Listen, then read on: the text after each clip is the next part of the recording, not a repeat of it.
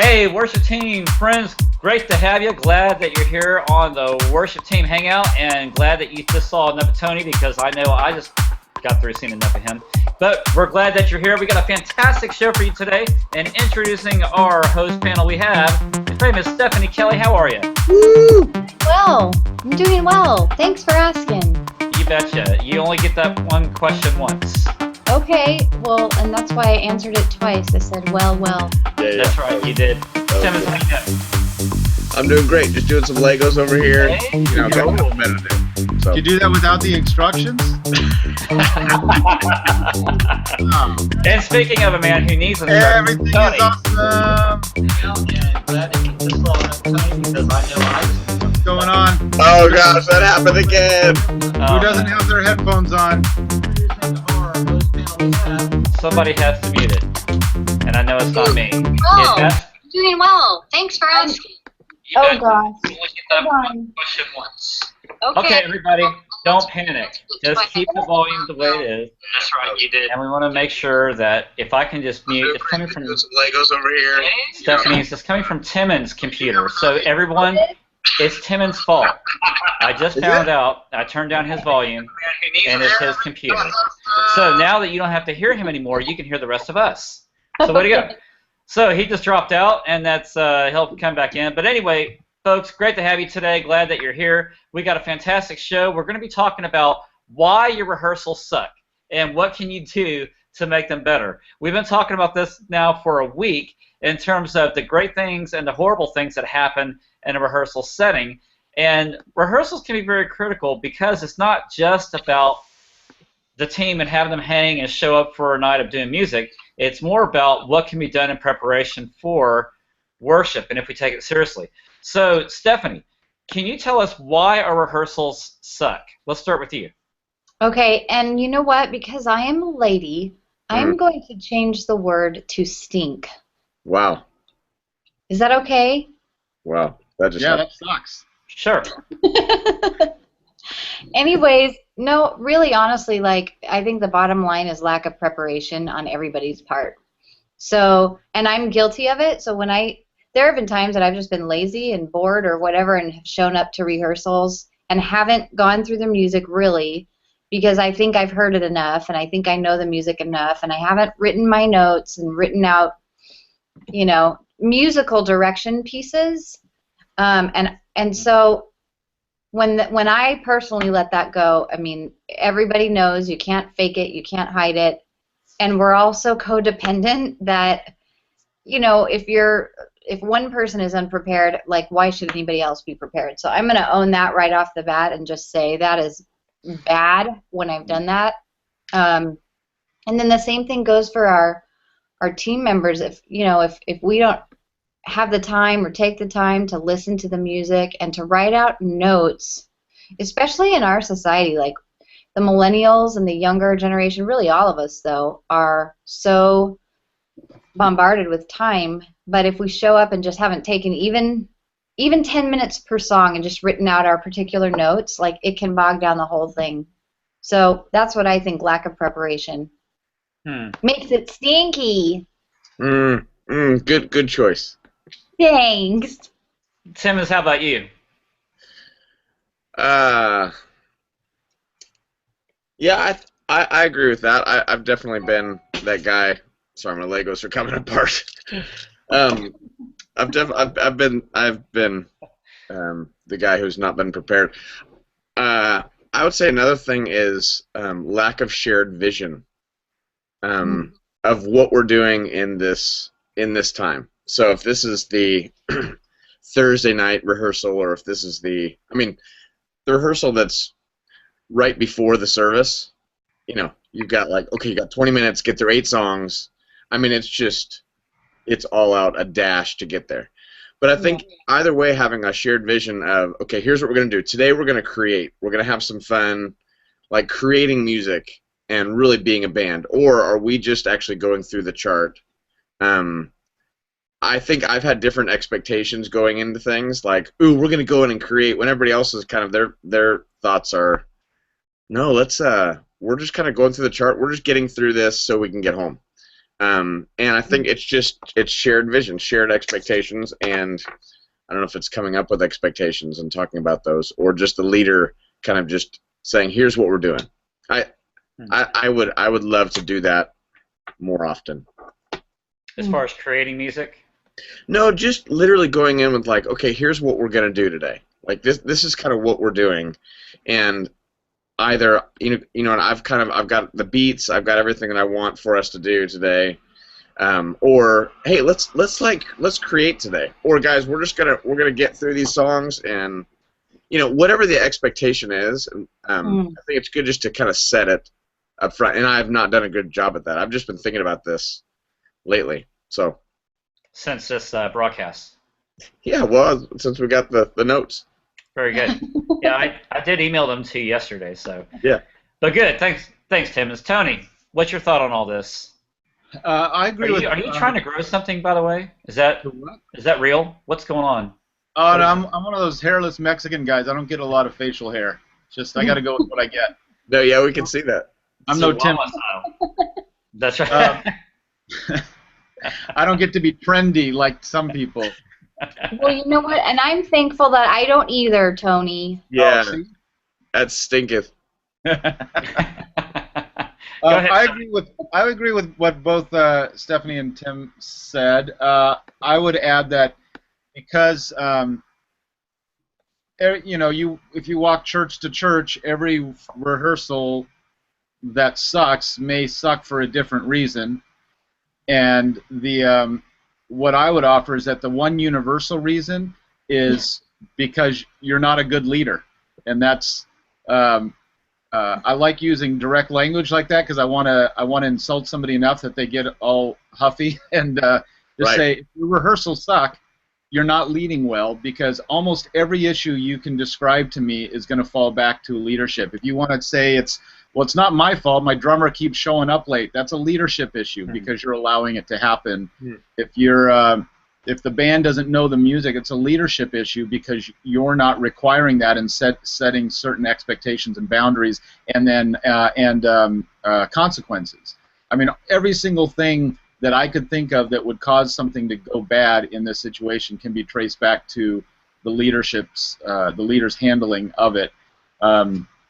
And to me, the leader always needs to be the most prepared person, the most organized, the most aware of everything and everything going on in people's lives, everything going on in the rehearsal. Like, you need to be superhuman to be a good leader, and the more you kind of get in touch with your superhero-ness, the more these things will start to fall into place a little bit. And I agree with Timmons. I do think shared vision is a huge issue. I would offer that the time to do that isn't when you show up and say, here's what we're gonna do today. It's, hey guys, here's what we're gonna do next week. And that you start giving that kind of vision to people ahead of time so that they come in prepared, not surprised. And then just on a real practical level, back to some of what Stephanie was saying, I always like the point that practice and rehearsal are two different things, and you shouldn't interchange the words. Like, don't say I'm going to practice tonight. Practice is something you do on your own in your individual time. Rehearsal is where a bunch of people who have practiced come together to put the pieces of the puzzle together. And that's a very key distinction. So if anybody's coming into a rehearsal without having first practiced, they're the weak link in the chain. And it comes back to you again as the leader to deal with that. Right. Tony, awesome for that. And guys, we just want to tweak this out. And if you have questions about what your team is going through, we want to hear from you right now. Just go ahead and tweet us at WorshipTT, or you can even comment on Facebook, and we're monitoring as they come in. We want to hear your thoughts about practice versus rehearsal. Because, Tony, that's a great word. Stephanie, can you give us a little bit of a scope view into your rehearsals? What's it like when you do rehearsal, and when your guys show up and they haven't looked at the music? How do you handle that? Well, when they show up and they haven't looked at the music, then I immediately go into like budget of time mode, and I kind of start calculating, knowing who does what well and strengths and weaknesses. I start to like figure out, okay, this song is going to need this, and then a lot of times I'll readjust the order, and I'll break something down a little bit, knowing that, as you know, if we can have one less song without a full rhythm section, that'll help. I mean, that's not ideal, though, because then you're allowing people to continue to show up because you keep rescuing them. Right. But Wow. I did want to say that I've had rehearsals that have been really fun because I told them, hey, we're just going to work on new Swift. You're driving. A perfect example of those who show up late for rehearsal. You got 10 minutes, buddy, so you better make it good. What's your excuse? Oh. Just don't get in the car It's crash. the worst to miss. Y'all hear that? We hear him. Oh. We can't hear you, dude, but you look super good. Oh my God! It's like the Is perfect that example. on purpose?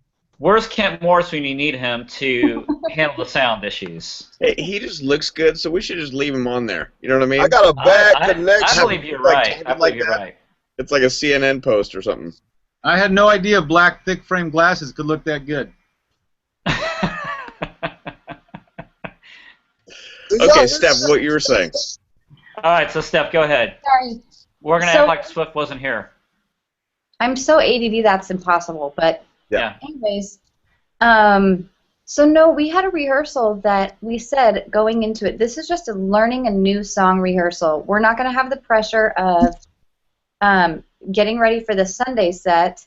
We're just going to rehearse new songs, and we listened to the song at the beginning of rehearsal, and we made our notes during that time, and then we spent about 30 minutes arranging the song for our group. We had pizza, and we went, you know, for like 3 hours, and it was really fun. And I'm actually thinking about doing that in the future, like once a month, where it's like, these are our songs, we're going to work out the new ones, because in your rehearsal, you can really, if you only have like a pre-Sunday rehearsal, if you only have 2 hours, you're not gonna really work out a new song, and then you're gonna fake it for Sunday, and it's not good. But this turned out to be really fun. People were able to collaborate and to throw out their ideas, and like we all as a team figured out what was going to work and what wasn't going to work, and it was super fun. It was like team building, and it was probably one of the most fun rehearsals I've had. Like 3 hours, and it was really fun, and I'm actually thinking about doing that in the future, like once a month. Sorry, I just had to hear that one more time because that was just so good. Oh. Yeah, it felt right. There you go. I love that. I love that, Steph. Yeah, Yeah, go. So, Can you expand on that, Timmons? No, I mean I think it's beautiful. I think the more time that we spend together doing things that aren't just our, you know, here are your 3 songs, get them done, and you know, as a team, I actually think it's more. I mean, it's beautiful on a lot of levels, but I mean, the thing that I'm, you know, I wish I had done more in the past. My gosh, you're doing Don't great. worry, I just got through muting him, so you won't hear him any longer. Good. Go ahead. The thing that I've experienced a bit, and I wish I would have done more, is I kind of forgot how powerful it was to even just, like, again, shared vision. Like, what are we actually doing as worship leaders? And as a team, what are we actually doing? So are we leading people in just some good music, or, you know, it's the question Dallas Willard asked, if the presence of God, literally the presence of God, the Spirit of God wasn't in your gathering, would it be any different? And that's like a pretty gnarly question. Yeah.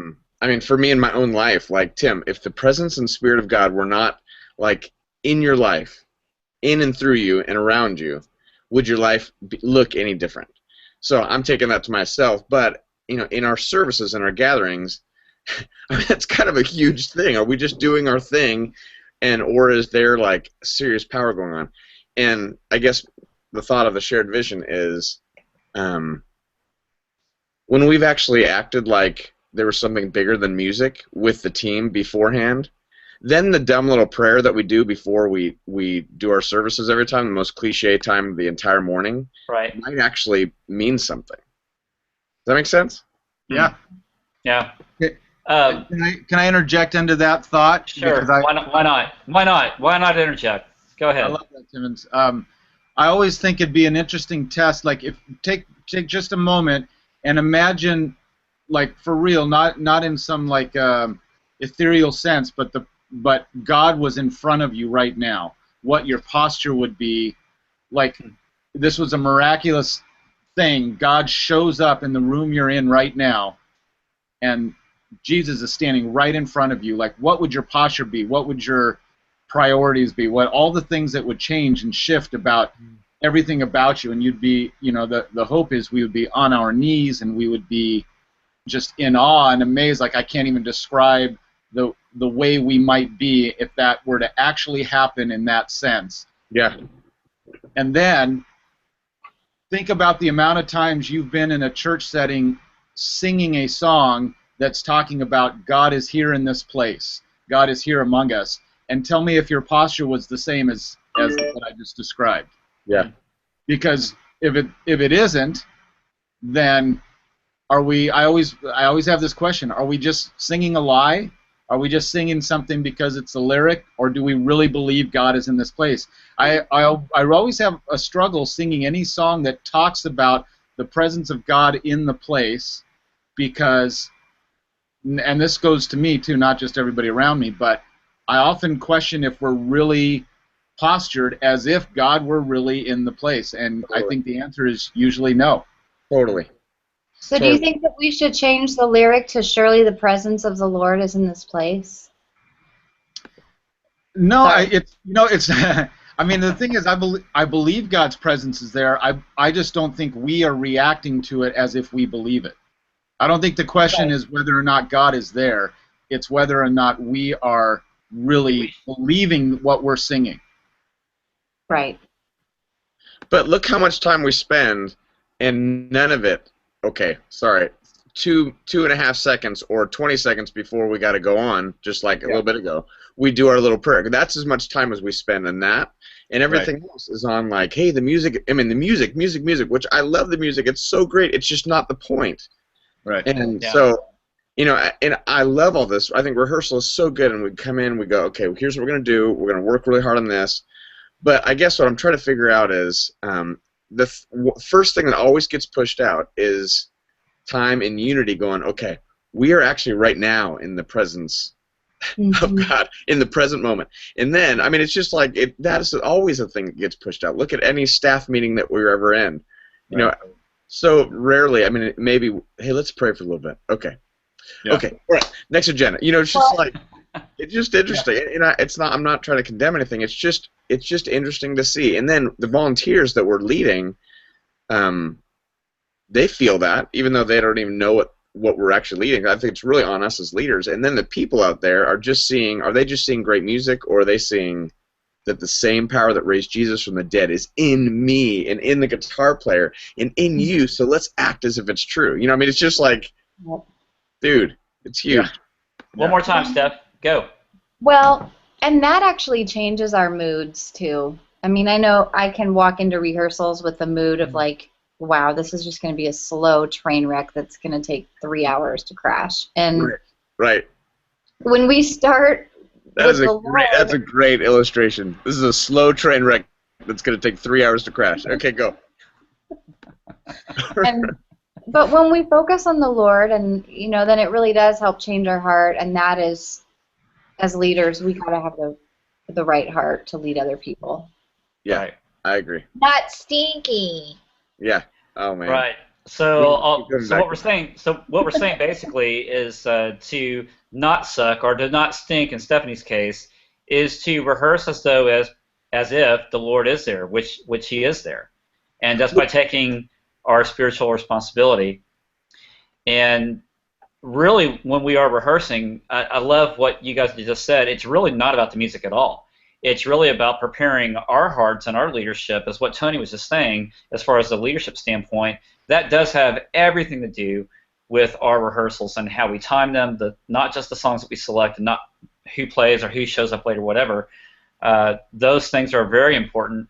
but it's by our leadership. It starts with us, because I know if I'm not ready as a leader, my team is not going to be ready either. But the better that we can ready our team as a whole, the better that we are engaging and preparing the engagement factor of the church. So with that being said, sorry to do this, but we are out of time, and I know that you guys want more. So you got to join us at the next podcast, because the next date on August the 6th, we're going to be talking about the topic, your singer can't sing and won't leave. What do you do? And then be sure to join us for August the 20th for our season finale. We want to hear questions from you. So as always, tweet in, comment, let us know what your thoughts are. Also, tell us how we can make our show better. We want to go to season 2 and do some crazy things, and we want to hear from you. So make that happen. Also, just real quick, just to show you about rehearsals that we're talking about, I made this chart yesterday, and some of you have already seen it. But this chart right here, it talks about the whole implication of rehearsal and what really happens. So if you want to check more of that out, be sure to find us back. Funny. Thank you. Be sure to find us back on the Facebook page or Twitter. You'll see that graphic there, and it's all yours, free of charge. Anyway, out of time, folks. Thanks so much for joining us. Hope to see you back on August the 6th. Our thanks especially to Stephanie Kelly. Thank you for being here. Tim Timmons, love you. Tony, as always, my bro, thank you. And you guys have a fantastic day. Love you all. Bye-bye. Yay!